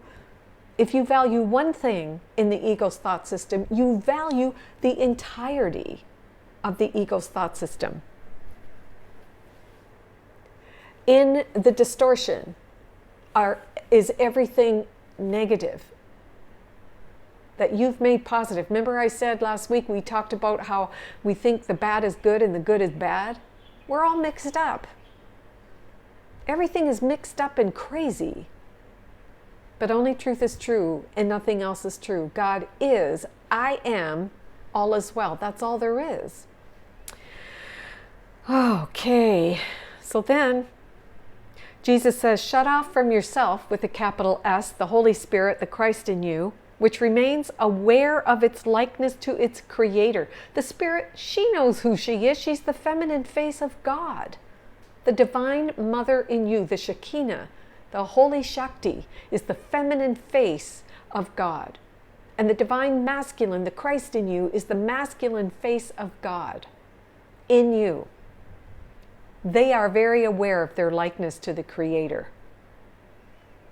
Yourself seems to sleep. That part of you seems to be sawing logs, while the part of your mind that weaves illusions in its sleep appears to be awake. So while you're entertaining, oh, what webs we weave when we practice to deceive. What am I deceiving? The fact that I am the Christ and the Spirit alive and awake in me. So as long as I'm entertaining the ego's thought system and the ego in this craziness, it seems like the Christ in me is asleep. It seems like divine Shakti is asleep, only because I've turned my back on it. But the minute I turn back to love, now my sleeping self, the ego's gone to sleep. Because it never existed in the first place. That's good. Okay. The Christ in you can never fall asleep. It's awake and aware always. And so is the Shekinah, the Divine Mother. Oh yeah, they're just sitting there on their lotus in you, never sleeping, but you rejected them. Can all this arise from holding grievances? Oh yes, says the Master. For he who holds grievances denies he was created by love. And his creator has become a fearful thing to him in his dream of hate. When you're in the ego's thought system with a distorted thinking, oh my goodness, you're so afraid of God. That's what's deep down. In those unconscious blocks, at the very bottom of that is a deep fear of God, is a deep fear of love. And that is why you're afraid of intimacy. Intimacy as in being open and vulnerable. And when you're in God's love, you are actually invulnerable. But there is a fear of intimacy because that deep fear of love is in you. Who can dream of hatred and not fear God? And you hate things all the time. You hate what's going on in the world. The only reason you hate what's going on in the world is because you're identified with the body. You're identified with the dream. If you weren't identified with the body, could you be afraid of the world or God? No. Because you know that I'm dancing in the mother's love. I'm dancing in the mother's creation. I'm dancing in the mother's illusion. I'm swimming in her molecules of illusion. Watching the party. Watching the dance. And it has no power over me because I am what God created. And as an idea in the mind of God, that's where I'm at all the time. That's where I'm at. So if you dream of hatred, if you dream of fear, if you dream of ooh, you're going to be afraid of God. Oh,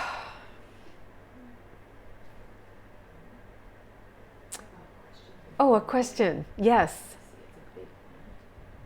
I had a realization last week during the course that I could always be happy and didn't need to ever be sad or negative again. Instead of being at peace, I felt like, what then? And I was worried I'd lose a part of myself. This makes total sense. Yes. Yeah, because again, Randy, it's that identification with the ego, with the body. There's still a part of you that believes you are the body. Not that you have a body. And that the body is a vehicle for the spirit to who, what, why, where, and when, and how through. There's still a part of you, the ego's tricky, that's saying, well, you know what, if you give up all this, well, then who are you going to be? You're going to lose a part of yourself and you're not going to be happy. But what self are you going to lose? The ego. But the ego would put the veil down and make you think that that part of you that you cherish, ask yourself this, what part of myself am I afraid of losing? What is it, the role I play? Is it that I think I'm this? Is it that I think I'm that? Is it that I'm being a doctor? I'm a great chiropractor, and and if I give all this up, I'm going to lose being the best chiropractor, right? Look at what you cherish. Look at what you're identified with. And the Spirit is so beautiful. The Divine Mother, she doesn't pull things away from you. She's gentle, right, in your awakening. So the Spirit would make you be afraid and think that if I give all this up, I'm going to lose a part of me. But ask yourself, what part of me am I going to lose? The me, the made up me. It's all made up, Randy. All the things that you think you are, the person that you think you are, with the body and your hairdo and your face and whoever you think you are is not real. It's made up. The made up me is afraid of losing a part of the made up me. Tell yourself that, right? And when you say, oh God, then okay, the made up me, when you move over and you say, hey, take it all, spirit, I'm done, then the made up me, which is my vehicle, my body with my pretty dress and my glasses and my red lipstick and whatever, my nail polish, my ring, all the things that I like to do as a made up self, is simply a communication device for the spirit. And this is how she looks. But everything I see is based on the spirit coming through me, let's say. Everything I say is going to come from what the spirit guides me to say. Everything I do is going to come from the spirit guiding, directing my life. Do you see? So I'm giving up nothing. The ego would make you think that you have to sacrifice something, and that's the special love. So there's still a special hate relationship with yourself that the ego has you believing, and now afraid that you're going to lose something. Does that make sense? Yeah. Oh, so tricky, isn't it? Yeah. So it is sure that those who hold grievances will redefine God in their own image. You see? That's what the Master's telling us here. If you have a grievance, then you've made up God in your own image.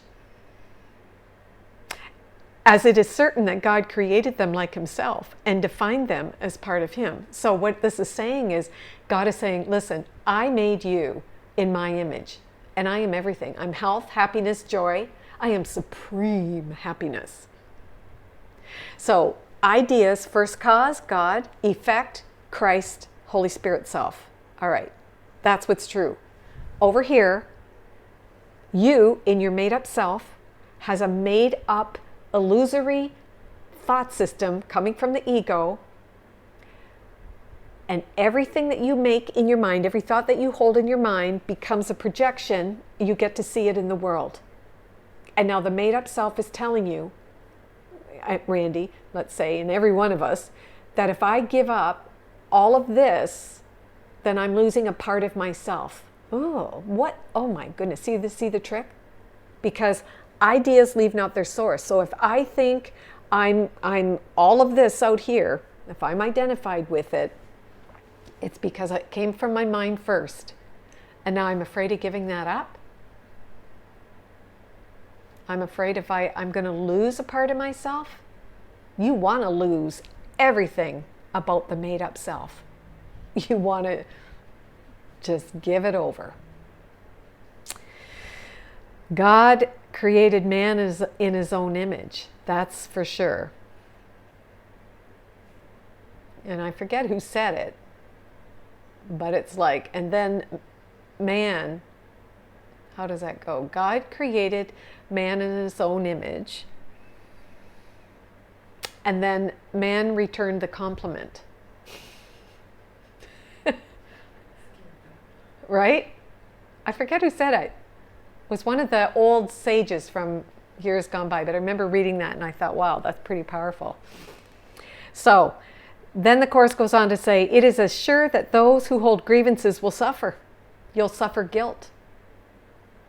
And it is certain that those who forgive will find peace. To forgive means give the made up self over. I give you all of this. And I'm willing to have these deep unconscious thoughts brought to the surface. And one of those thoughts would be then, Randy, I'm afraid of losing part of myself. That's unconscious block. It's into awareness now. Give that to the spirit. Give it to the mother on Mother's Day. How perfect. Once you were unaware, this is from the Course, chapter 27, I believe. Once you were unaware of what the cause of everything the world appeared to thrust upon you, uninvited and unasked must really be. Of one thing you were sure, of all the many causes you perceived as bringing pain and suffering to you, your guilt was not among them. Did you ever say to yourself, oh, the reason that I'm suffering is because I'm holding guilt? No. You don't realize that the source of your misery is coming from the guilt in your mind. Deep guilt. The guilt and the belief that you have left God. But do you say that? When you have an illness, when you have a car accident, did you say, oh gosh, the reason I had this accident is because I'm holding guilt? Did you say that? No, you said, that idiot banged into me. Whose fault was it, his or mine? I don't know. We need to call the police, right? But did you stop and say, oh, all of this pain and suffering and misery that I'm experiencing is because of the guilt I'm holding in my mind. And that first cause, that guilt is, I believe I've separated from God. Wow, that's it. It is assured that those who hold grievances will forget who they are. Oh gosh, isn't that the truth? You've got a made-up self. You have an identity that is based on I'm special, no one like me. Well, you're going to forget who you are in that. And that's the ego's job, is to ensure that you don't remember who you are. So it has you identifying with a self that is insane. Crazy. As it is certain that those who forgive will remember. So it's like, I forgive the dream. I forgive the made-up self. This is an overcoat for God. This is a spacesuit for God. And as I forgive it, as I release it and let it go and give it to the Holy Mother, I remember who I am. I am as God created me. Would you not be willing to relinquish your grievances if you believed all this were so? If you knew who you are, if you absolutely knew without a doubt for certain who you are, you would not entertain one grievance, one judgment, one self-condemnation. You are pure love. You are pure love. Perhaps you do not think you can let your grievances go. Those cherished grievances, mad at the world, mad because the grocery store closed, mad at this, mad at that, angry at him, ticked off at her. Sometimes there's a secret motivation. It's hidden deep down in our psyche that says, I don't want to wake up. I don't want to know who I am. Do you have that? Do you ever have that? I don't want to go home to God. Oh, that doesn't sound like fun. What am I going to do at home and go home all day? Like, hello. Right? Do you ever do that? It's like, why don't... Well, what we have to come to understand, it's not a place. Heaven is not a place. It's a state of mind. It's a state of mind, guys. You have this idea. See how tricky the ego is? The ego's like, why would you want to go home? It's boring there. So you get this visual of being in this place where people just walk around, pray, all day. That's what you get. And you think, oh my God, I don't want to wake up. That's how boring that would be. I have to give up all myself. And God says, I'm going to use everything, all your skills. I'm going to use everything you learned through your life. And if you turn all these things over to me and you return home with me, I will use everything. And you'll be the happy dreamer in the dream, and you will be supremely happy. And I'll just use everything. Every skill, everything. Do you ever wonder, like, you went to school and you learned this and you think, what did I do this for? Oh, I learned that. Why did I do that? I learned this. Why did I learn that? What's that have to do with anything? It's because the Holy Spirit in your right mind wants to use your skills and your talents and your gifts and everything that you are, whatever it is, so you can be a perfect, gorgeous, unique flower in the garden, expressing, letting God come through you this way. Right? For me, I love to sew. I love to cook. I love to clean. I love to do things, but I also love to talk to you. But when I'm sewing, I'm sewing because I have this gratitude for this talent, for this gift. I have this gratitude. Dear God, use me. Use me. Use my life. Use my skills. Use my talent. Use me. Wow. Changes everything.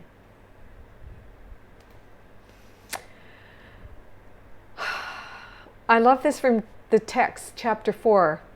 The Master says, watch carefully and see what it is you are really asking for. Are you asking for a better dream? Or are you asking for the goal, which is peace, which offers you everything? Are you asking for God to make you have a better life in the dream? Do you know what I'm saying? Or are you asking for the peace of God that passes all understanding? And out of that peace, out of that everything God, you get all your needs are met. All your needs are met. Be very honest with yourself, Jesus says, for we must hide nothing. Let all the unconscious blocks come up to the surface. Let them come up and give them on this special day to the Divine Mother, who will change your perception of who you thought yourself to be. That's what I'm going for. All right. Today we will try to find out how you would feel without these grievances. Ooh, don't you want to know what that would feel like without all these grievances and attack thoughts? If you succeed, even by ever so little, there will never be a problem in motivation again. You will have a revelatory experience of God in your body. You will have the experience of light and life and eternity coursing through every vein in your body. You will just be the expression of everything that God is. It will be such an experience of oneness that in itself will motivate you to keep on going. Keep on going. You have no idea of the tremendous release and deep peace that comes from meeting yourself in this holy place, meeting yourself and your brothers totally without judgment. Wouldn't you love to meet yourself today with no judgment, no attack thoughts about what you did in the past, all the roles that you played in your past and how I wasn't a perfect mother and I didn't do it right in the role, I should have been this and the world said I should have done that and you weren't the best and you left town and you did this and you got divorced and you, all the ego's laws of chaos that you have condemned yourself for. Those are the ego's rules, the ego's laws that are based on condemnation, judgment, fear, pain, suffering, and misery. Don't you want to meet yourself? Which is a moment of complete, it's an experience, a direct experience of the light in you, of God in you, of the love in you. Begin today's extended practice period by searching your mind for those against whom you hold what you regard as major grievances. Look at the people in your life. They are your mirrors. They are mirroring your grievances. They are thoughts projected. Some of these will be quite easy to find.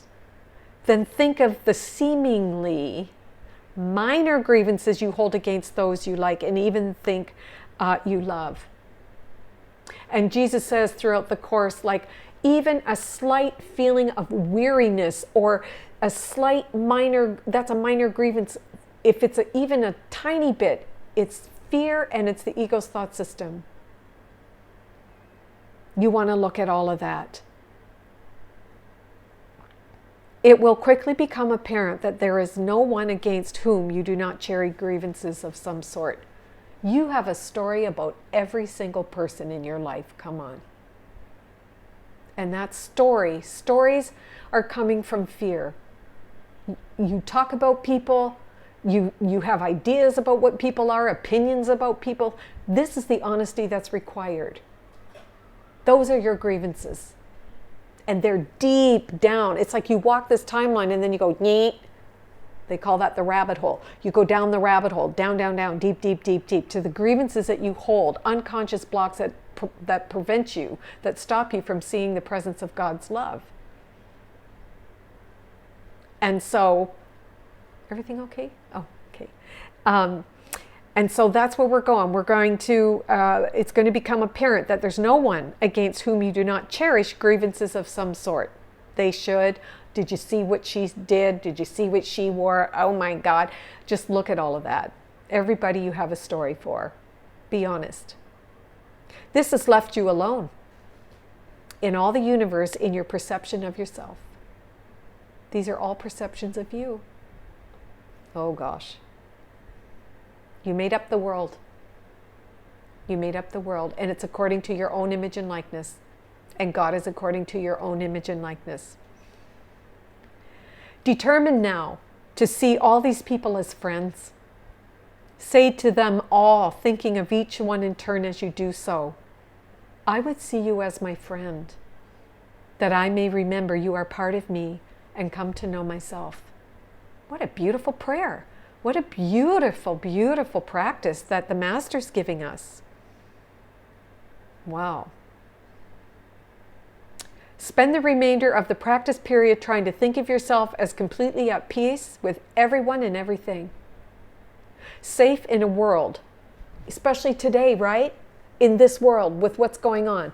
Jesus says, safe in the world, completely at peace.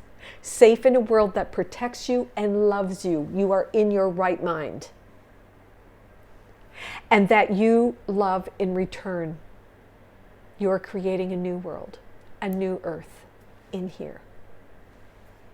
Try to feel safety surrounding you, hovering over you, and holding you up. The Divine Mother, the Divine Spirit in your right mind. Try to believe, however briefly, that nothing can harm you in any way. Nothing.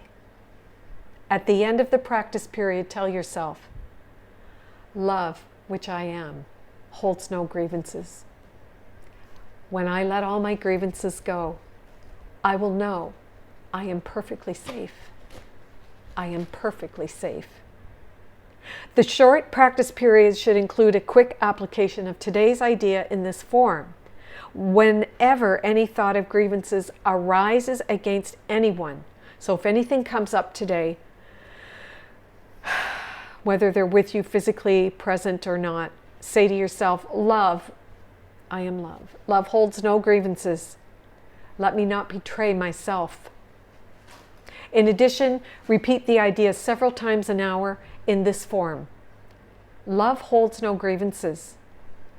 I would wake to myself by laying all my grievances aside and wakening in her, him, the Holy Spirit and the Christ in your right mind. Praise be to God, and so it is. What a beautiful lesson on this Mother's Day to work with the Divine Spirit, the Divine Mother. So thank you so much, everyone, for tuning in. Thank you for all of your wonderful gifts. And I got a gift I want to show you. Ooh. I got a gift this morning for all, see that? For all the beautiful women out there who like to put color on your eyes. I do. I love color. This is called the Star Wars collection, and it's from ColourPop. So cute. Little Yoda's on there. What did Yoda say in Star Wars? He was so cute. He was so wise. But anyway, yeah, so cute. So I want to share that. Also, for your beautiful and generous donations. We're just so grateful. Jamie has bought some new equipment here. It's making things easier. We're hoping to add different things as we go along. So thank you so much for that. I'll be here on Wednesday. It is a new moon on the 12th for a soul astrology class. I'm going to bring something exciting into the mix, and I hope you'll tune in for that. And feel free to invite people into the group because it's nothing they can't understand, but I will be talking about where the planets are in the sky on the day itself. We'll be talking about the energies of the full moon. I have a beautiful Buddha there. It's behind the flowers, and I put Buddha there because the whole Taurus month I like to think about the Buddha, Vesak Day, and all that goes on, the Buddha's birth and his enlightenment and his death and all of that. So we'll be leaving Taurus month pretty soon and entering into Gemini. So I'm going to talk all about that and about the waves of the new age of Aquarius. So I hope you'll tune in on Wednesday. But anyway, I'll say goodbye for the day. Have a wonderful, happy Mother's Day. Give it over to Divine Mother. And just know that I'm sending you a million hugs and kisses. I love you. Bye for now. Bye, everybody.